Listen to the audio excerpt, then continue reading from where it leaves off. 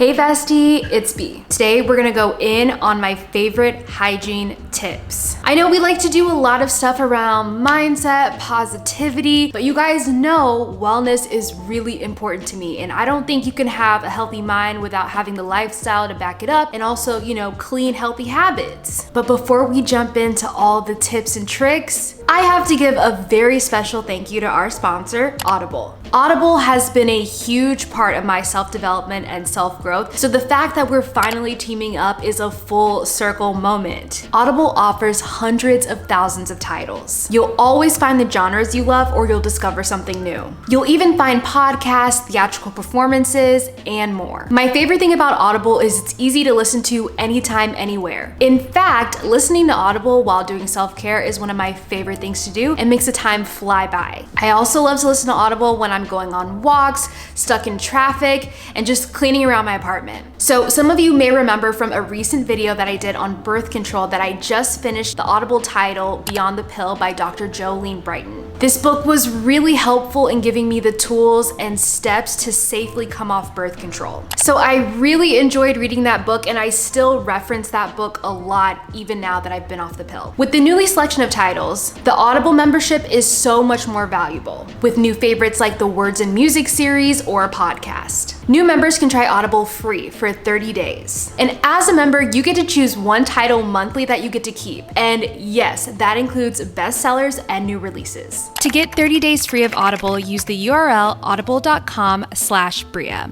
and text code Bria. Thanks again to Audible. Now we can jump right on into this video.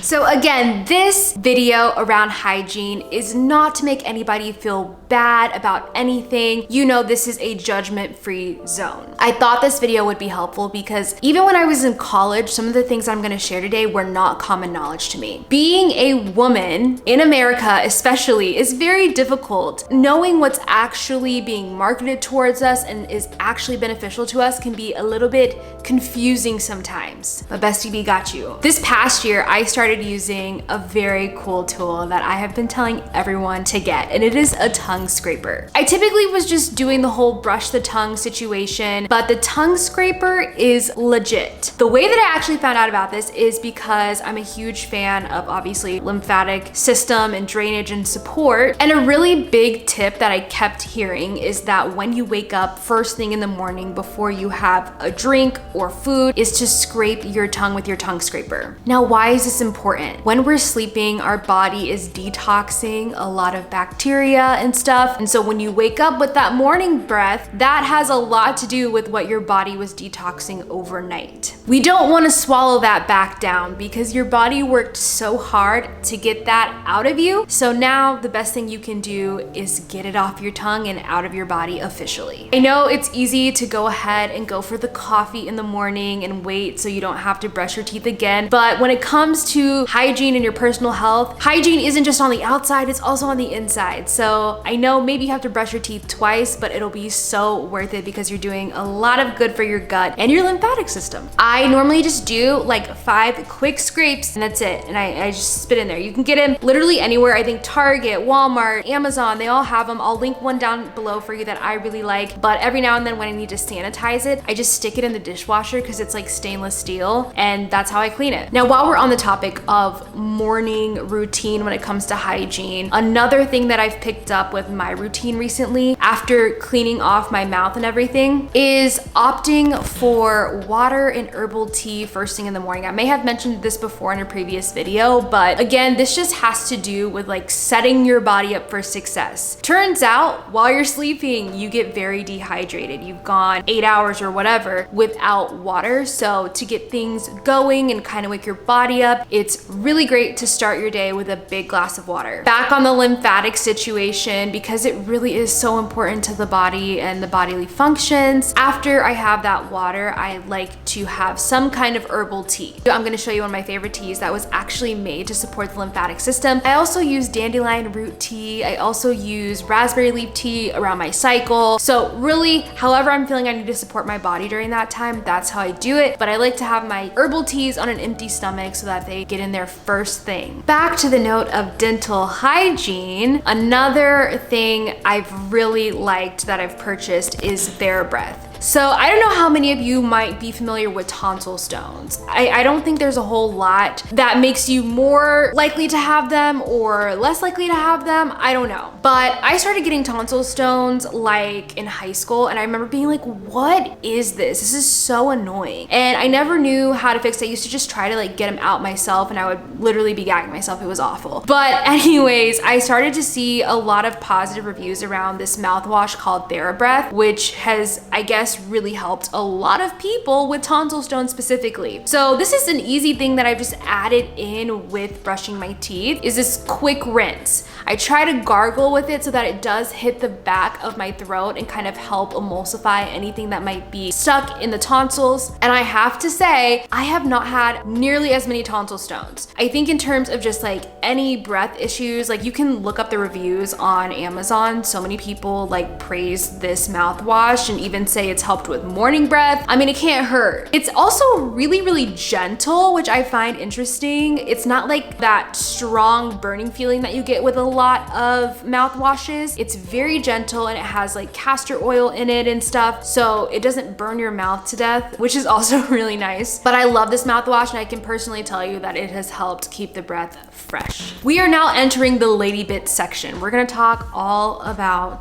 the magic flower. I don't know where you lie on how you rock your pubes, if you're just like rocking it all out, or if you're more of like a trim kind of girly, or maybe you just like a bald. No judgment on what your preference is. Personally, I don't like to be bald. I don't really like feeling like a Barbie down there, but I do like to keep it a little tame here and there, you know what I'm saying? I have searched tirelessly for the perfect product to help with this. I hate shaving, you guys. There has not been a time where I shaved and did not feel like the ring of fire was down there because it was growing back so itchy. You know, I hate that feeling. But what I have found that helps is a trimmer, and specifically this one by Gillette, which was made for women. I really do love this product. I love it so much that I even did a partnership with them for this trimmer, and it doesn't grow back all like itchy and painful, and it's really a safer way to get the hair tamed down there. Obviously be careful how you use this, but I just like to clean things up, and I found this to be the best possible thing, especially with the cleanup too. Like it's just so easy to like clean the razor and, you know, do your thing. 10 out of 10 recommend this trimmer if you're looking for something, and also looking to reduce the amount of ingrown hairs and razor bumps that you get. Razors gotta go. 2023, I think we all need to be on our trimmer grind, because this has been a game changer for me. I'm like almost 30 and just now discovering this, and I'm like, wow, gotta put the besties on. So when it comes to cleaning the lady bits, I wish I could just send this video to college Bria and shake her and tell her, stop using scented soaps in the coochie. We are not doing that anymore, okay? I don't know if you guys know this or not, but your lady bits are not supposed to smell like a bed of roses. It's okay if your vagina smells organic. In fact, it should. You are not the Garden of Eden. You are a woman, and your smell should not be like unicorns and rainbows. No, your scent is perfect and it's fine. Here's the thing. You have to know what your normal scent is. If you notice a drastic change in your scent, or maybe it has a fishy smell, you don't need to be embarrassed about that, but you do need to get medical attention for it. What you don't want to do is go to Walgreens and go to that little section that is marketed to women, and it's all these smelly good vagina soaps that are actually going to make your pH worse. Nothing drives me more insane than seeing all of these products marketed at women to once again change something about themselves that is completely natural. If something is different or off, you need a medical professional. You do not need one of these trendy products that smell like cherries and berries. You need to go to the doctor. In fact, these scented products can actually throw off your pH balance even more and cause more of a scent or discharge, you know, that isn't normal. Like there is normal discharge, but sometimes our bodies change that, and you can tell. You know what your normal is though, and you have to pay attention to that. So please don't fall for the marketing. I know, it's confusing, but any person who says your scent, your natural scent is like off or whatever, like maybe vaginas just aren't for them. That is not a you problem, okay? With that, you need to know how to wash it. It's okay to wash on the outside, but you shouldn't be putting soap inside of yourself, that can seriously mess up your pH balance and lead to even more things. Yeast infections, just all the things. You don't want those. Washing around it, great. But your vagina, in case you didn't know, is self-cleaning. So water down there and a rag just to like rinse it off is perfectly fine, but you do not need to put soap anywhere inside. My favorite thing to do is let her breathe, okay? We're besties, okay? So let's just get this out of the way. I hate underwear. I hate it. It should be illegal. I wear it when I'm going somewhere, obviously, but when I am in the comfort of my home or if I am sleeping, you could not pay me enough to go to sleep in underwear. What's great about that though is that's perfectly fine. You should let it breathe. You should let it get some air, okay? It doesn't always need to be suffocated. It's healthy and totally beneficial to give yourself a little bit of freedom down there. You can wear shorts obviously over whatever makes you comfortable, but you don't always have to have underwear on, and it's kind of great to let it breathe. Now, I know you've probably heard this already, but we need to have a little reminder. We are not sleeping in our makeup. I don't care how tired you are. I don't care how late you got in. You gotta make a promise to yourself and Bestie B that you were gonna take off that makeup. I have a favorite makeup remover from First Aid Beauty that I swear by. The reason I love this one so much is because it kind of reminds me of a face wash. You can't replace your face wash with this one, but it's not greasy like most makeup removers are. I actually tend to break out really easily from makeup removers specifically. I don't use wipes anymore, and I don't use those like greasy, waxy ones because typically, I don't know what it is, they just get stuck in my pores and I cannot get it out. It leads to irritation for me and just a bunch of breakouts, but this one from First Aid Beauty has been my favorite. It literally melts the makeup off my face, and then I just usually follow it up with my normal skincare routine.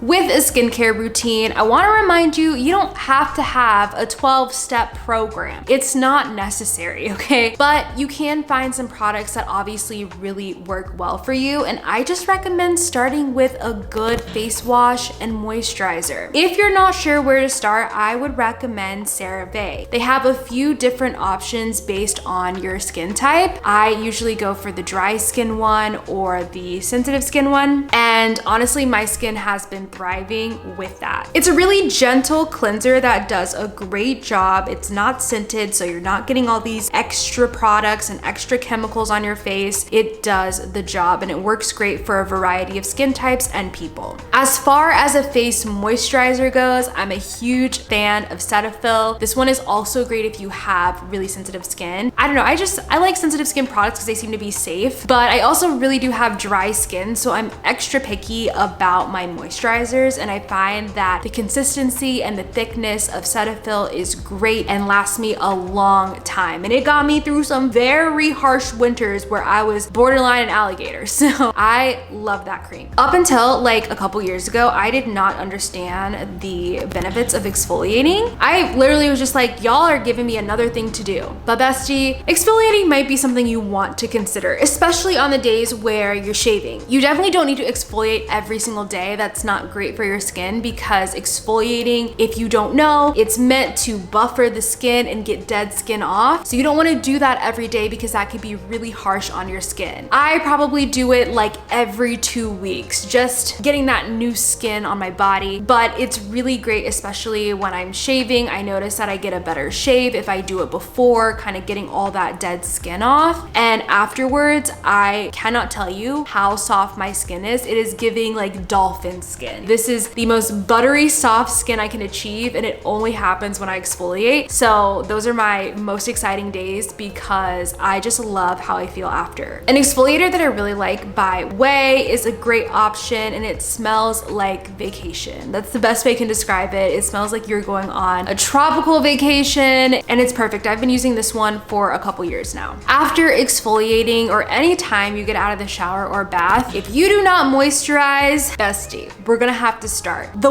water that comes out of your faucet and out of your shower is not necessarily the most beneficial water for your skin. Even if you have a filter, the water is still drying. It's why, you know, when you get out of a pool or when you get out of the shower, you might notice you're a little bit dry, a little bit ashy. So the water is not necessarily staying in your skin. So it's super important to moisturize. When I take my baths and showers, I love using this body butter. It's from a small Black owned business. I dearly love the owner. She's actually my cousin and she is a rock star, but she created this really amazing formula that has all natural ingredients and essential oils. It smells heavenly and it just absorbs into the skin so beautifully. Especially in the winter, my skin is drinking this stuff, okay? It is seriously one of my favorite products and I stay stocked on it. So if you would like to try it out yourself, I'll put a little link to her website down below so you can get the body butter yourself, but it's one of my favorite moisturizers. What kind of pillowcase are you sleeping on? So I used to sleep on a cotton pillowcase until I realized the benefits of silk. And I actually realized the benefit of silk because I saw it with my hair first. I used to sleep on a cotton pillowcase and not wrap my hair. These are, listen, don't judge. These were the days when I was in high school and I didn't know anything about maintaining a silk press, okay? Now that I'm older and I've realized the importance of wrapping my hair in silk every night, I've seen my hair literally change and become so much livelier, shinier, and healthy. And it got me thinking, if this is what silk did for my hair, what is it doing for my face sleeping on a cotton pillowcase? So I actually swapped my pillowcase to silk, and I swear that has also been a huge benefit. Even if I can't notice it right now, I've noticed it with my hair, and I know cotton is abrasive. I used to find little breakages and little pieces of my hair on the cotton pillowcase because the friction that it causes is a bit aggressive. Silk is actually very helpful in maintaining the moisture in your hair. So I figured, well, I should probably start using it on my face because I put all these products on my face at night, only for them to be stripped by cotton. What I love is I wake up with soft, glowy skin in the morning and my products actually stay on my face better with my silk pillowcase instead of the cotton pillowcase. It's just a small swap that you can try and see if it works for you, but silk is so much more gentle and delicate. And quite frankly, I don't want to be sleeping on something and having my face lay on something that's abrasive and aggressive. Silk is so much more gentle and soft, and it's going to help you lock in more moisture, which in turn is going to give you even better skin. Let me know what your favorite hygiene hacks are in the comments below, but I hope these help you out a little bit in case you're looking to up the hygiene game. If this video was helpful, be sure to give us a thumbs up. Don't forget to like, subscribe, and hit the notification bell, and I'll see you guys next week.